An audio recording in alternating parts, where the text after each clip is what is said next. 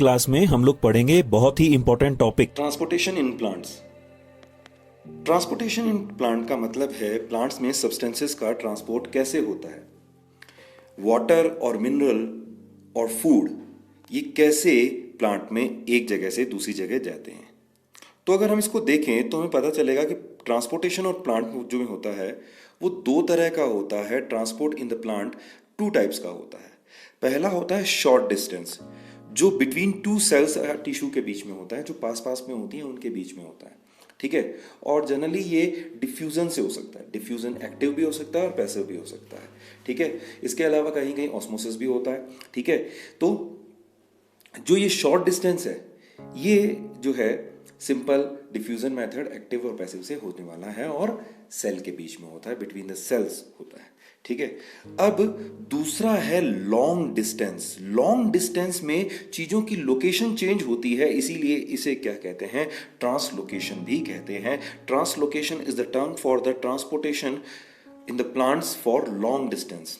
ये between root and shoot हो सकता है by vascular tissue. Vascular tissue कौन कौन से हैं, जाइलम और फ्लोएम है, ठीक है। तो इस तरह से ये है। अब आगे देखते हैं, इसमें देखते हैं सबसे पहली बात आती है डिफ्यूजन क्या होता है, क्योंकि हमने शॉर्ट डिस्टेंस ट्रांसपोर्टेशन में पढ़ा कि डिफ्यूजन से होता है। तो डिफ्यूजन है क्या? डिफ्यूजन है मूवमेंट ऑफ मॉलिक्यूल, मॉलिक्यूल का मूवमेंट, ठीक है। मूवमेंट किससे किसकी तरफ, यहां आपको एरो दिख रहा है, from high concentration to low concentration, या high pressure to low pressure, to high energy to low energy. मतलब इन तीनों में से कोई एक भी ले लीजिए, ठीक है, तो ये उसको फॉलो करता है। Diffusion is the movement of molecule from high concentration pressure और energy to low concentration pressure और एनर्जी, ठीक है। ये कंसंट्रेशन ग्रेडियंट, प्रेशर ग्रेडियंट या एनर्जी ग्रेडियंट को फॉलो करता है। चलिए अब बात करते हैं डिफ्यूजन के टाइप की। डिफ्यूजन के तीन टाइप्स होते हैं। पहला होता है सिंपल डिफ्यूजन, दूसरा होता है फैसिलिटेटेड डिफ्यूजन और तीसरा होता है एक्टिव डिफ्यूजन, ठीक है। चलिए सबसे पहली बात करते हैं सिंपल डिफ्यूजन की बात करें। सिंपल डिफ्यूजन जो है इसमें कोई स्पेशल प्रोटीन की जरूरत नहीं होती, किसी भी तरह का स्पेशल प्रोटीन नहीं चाहिए, ठीक है। दूसरा,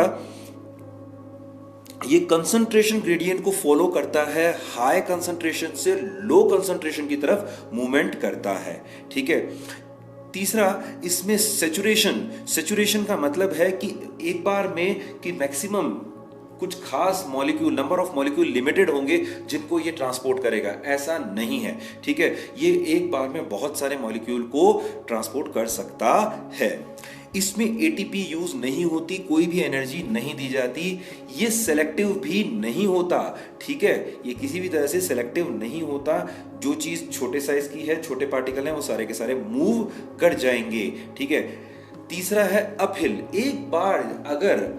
एक बार अगर दोनों कंसंट्रेशन सेम हो गई तो ये आगे डिफ्यूजन नहीं होगा, ये प्रोसेस बंद हो जाएगा। अपहिल ट्रांसपोर्ट इसमें नहीं होता। दूसरा आता है फैसिलिटेटेड डिफ्यूजन। इसमें स्पेशल प्रोटीन की जरूरत पड़ती है, इसमें खास तरह के स्पेशल प्रोटीन की जरूरत पड़ती है जो कि क्या है, सब्सटेंसेस को क्या करते हैं, कैरी करते हैं, मूव कराते हैं, ठीक है।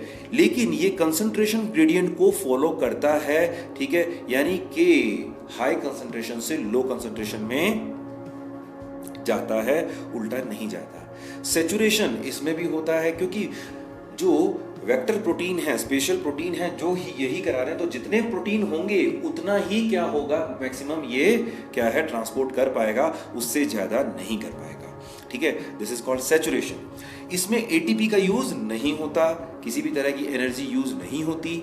ये सेलेक्टिव होता है, ठीक है। सेलेक्टिव का मतलब जिसकी जरूरत है, जिसको ये चाहे कि सेल चाहेगी, उसी को इसके थ्रू अंदर आने देगी, फैसिलिटेटेड डिफ्यूजन के थ्रू अंदर आने देगी।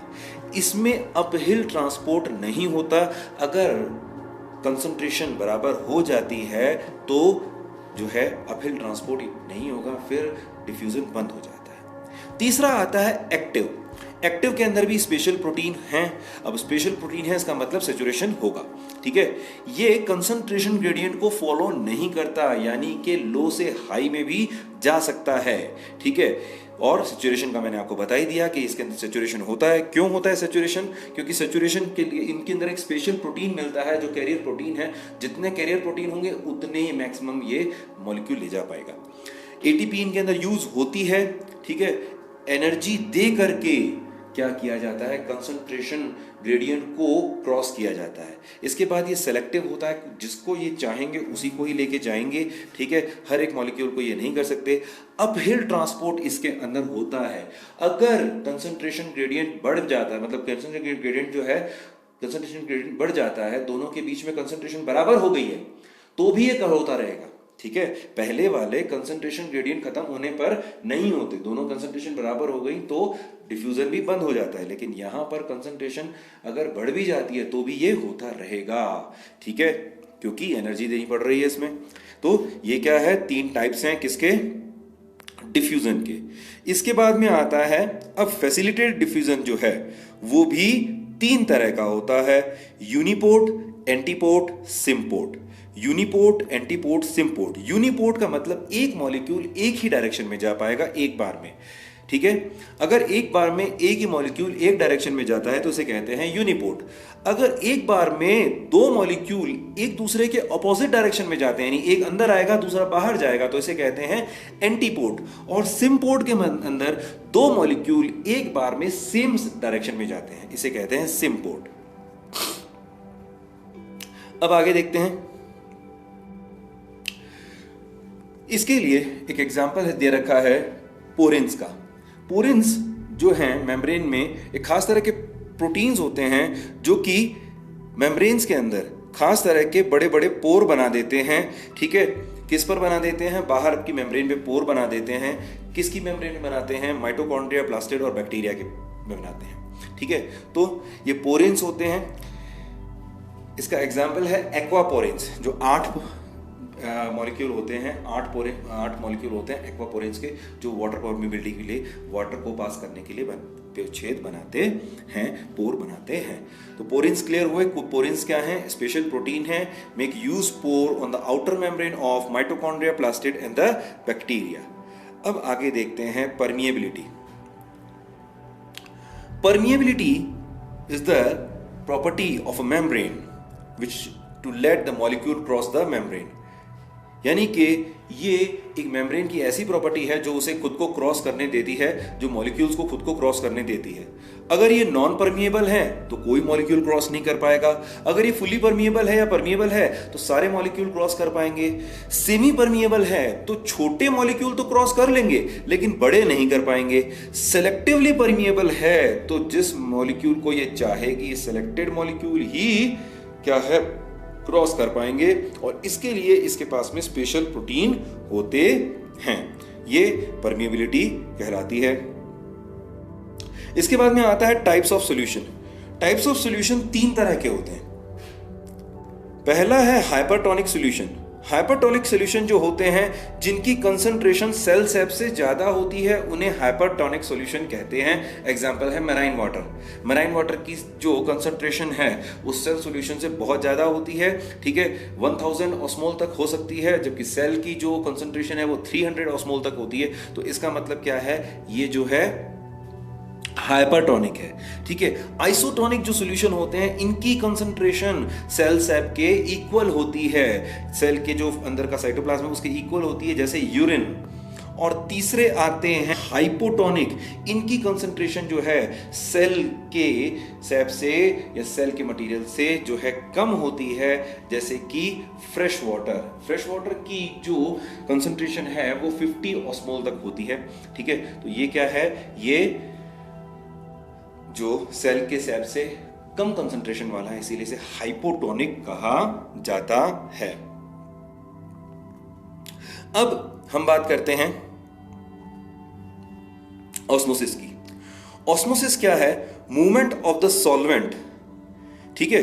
सॉल्यूशन का मतलब क्या होता है, सॉल्यूशन का मतलब होता है the mixture of solvent and solute is called solution. Solute के जो मॉलिक्यूल होते हैं वो जो होते हैं बड़े होते हैं और सॉल्वेंट के जो मॉलिक्यूल हैं, सॉल्वेंट के मॉलिक्यूल छोटे होते हैं। जैसे कि पानी और चीनी का जो अगर हम सॉल्यूशन बनाएंगे, शुगर सिरप बनाएंगे, तो उसमें जो पानी है वो क्या है, सॉल्वेंट है, और चीनी जो है, शुगर है, वो क्या है, सॉल्यूट है। ठीक है, तो ये क्या है, यहां पर ऑस्मोसिस क्या होता है, मूवमेंट ऑफ द सॉल्वेंट। यहां सॉल्वेंट क्या है, जनरली वाटर होता है। ठीक है, through semi permeable membrane from hypotonic to hypertonic solution. ठीक है, यानी कि movement of the solvent, movement of the solvent यानी वाटर, वाटर का मूवमेंट है किसके थ्रू है, सेमी परमिएबल मेम्ब्रेन, वो मेम्ब्रेन जो कि छोटे मॉलिक्यूल को जाने दे रही है। तो इसीलिए वो वाटर मॉलिक्यूल को जाने दे रही है क्योंकि वो छोटा है। ठीक है, कहां से कहां तक, हाइपोटोनिक टू हाइपरटोनिक, यानी पतले सॉल्यूशन से गाढ़े सॉल्यूशन की तरफ इसे भेजती है। ये दो तरह का होता है, एंड ऑस्मोसिस और एक्सऑस्मोसिस। ठीक है, एंड ऑस्मोसिस में सेल अगर हाइपोटोनिक सॉल्यूशन में डाल दी जाए, सेल पतले सॉल्यूशन में डाल दी जाए, तो बाहर से वाटर अंदर आना शुरू हो जाता है, वाटर इन हो जाता है। इसे हम कहते हैं एंड ऑस्मोसिस। जैसे इसको समझने के लिए हम देख लें कि अगर आप रेजिन्स, किशमिश को अगर पानी में डाल दो तो वो क्या होता है, मोटा, फूल करके मोटा हो जाता है। क्यों हो जाता है, क्योंकि उसके अंदर क्या घुसने लग जाता है, पानी घुसने लग जाता है, एंड ऑस्मोसिस होने लग जाता है। ठीक है, फिर आता है एक्सऑस्मोसिस। एक्सऑस्मोसिस क्या होता है, अगर सेल को हाइपरटोनिक सॉल्यूशन में डाल दो, गाढ़े सॉल्यूशन में डाल दो, तो वाटर बाहर निकलने लग जाएगा, पानी बाहर निकलने लग जाएगा। इसे हम क्या कहते हैं, एक्सऑस्मोसिस कहते हैं। ठीक है, और अगर ये लगातार होता रहता है तो पूरा का पूरा जो सेल है, सेल की सेल मेम्ब्रेन है, वो प्लांट के अंदर क्या करती है, सेल वॉल से हट करके अंदर सिकुड़ जाती है। इसे प्लाज्मोलाइसिस कहते हैं। इसको अगर आपको एग्जांपल देखना है अगर जो एक्सऑस्मोसिस का, तो आप क्या कीजिए, ग्रेप के जो फ्रूट्स हैं उनको लीजिए और उसे किस में डाल दीजिए, शुगर सिरप, गाढ़ा शुगर सिरप है, चाशनी जो आती है, जो उसमें डाल दीजिए, और थोड़ी देर के बाद आप देखेंगे कि वो क्या हो जाते हैं, श्रिंक हो जाते हैं। ठीक है, चलिए अब आगे देखते हैं हम केमिकल पोटेंशियल। केमिकल पोटेंशियल क्या होता है, chemical potential is the free energy of one mole molecule is called chemical potential. मतलब किसी भी केमिकल के वन मोल मॉलिक्यूल की केमिकल एनर्जी, फ्री एनर्जी जो है, उसे हम क्या कहेंगे, केमिकल पोटेंशियल कहेंगे। ठीक है, अब अगर यहां वाटर केमिकल की जगह हम वाटर वर्ड यूज कर दें तो हम क्या कहेंगे इसे, water potential. Total free energy of one molecule of water is called water potential. ठीक है, साई डब्ल्यू से इसे शो करते हैं और जनरली इसको जीरो मानते हैं कि वाटर में कोई भी एनर्जी नहीं है। ये सबसे ज्यादा किसकी होती है, प्योर वाटर की सबसे ज्यादा होती है। हाइपोटोनिक सॉल्यूशन की उससे थोड़ी कम होती है।